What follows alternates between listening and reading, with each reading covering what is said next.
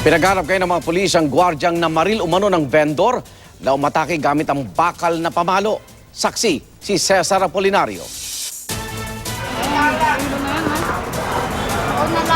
Nang hihina at di makapagsalita ang 37 taong gulang na vendor na si Ray Barantes habang nakaupo sa sidewalk ng terminal ng bus sa barangay E. Rodriguez sa Cubao, Quezon City.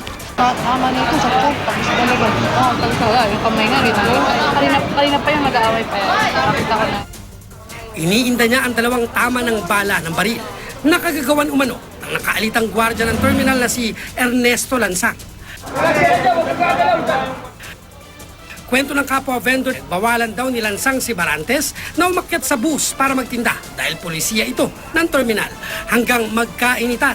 Dito na nakahanap ng bakal na pamalo si Barantes. Yung vendor na nabaril ay umakyat doon sa bus. Kaya yung guard hinabol yung vendor. So nagkapurmahan, may hawak na tubo yung vendor. No? Ginagano niya ng bakal. Pero tinuloy ba yung paghampas? Hindi niya ako inampas eh. Binaril na lang agad. Ang pagitan hanggang dito. Yan tsaka hanggang dito. Binaril lang gano'n dalawang putok po. Bukod sa tama sa kanang braso, napuruhan din si Barantes sa tiyan na tumagos sa kanyang likod. Wala na si Lansang sa opisina ng puntahan namin. Natakot umano ito na kuyugin ng mga vendor kaya tumakas. Gate ng officer in charge ng terminal, ipinagtanggol lang daw ng gwardya ang sarili.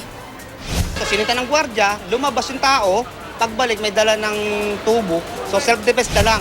Meron talagang pagkakamali doon. Kung hindi ka naman babaril o magsasaksakin, hindi mo pwedeng gamitin yung basta-basta yung barilin. Kaninang hapon ay pumunta ang kaanak ni Barantes sa opisina ng terminal para humingi ng tulong pinansyal, lalo't kailangang operahan ng biktima na kritikal ang kondisyon.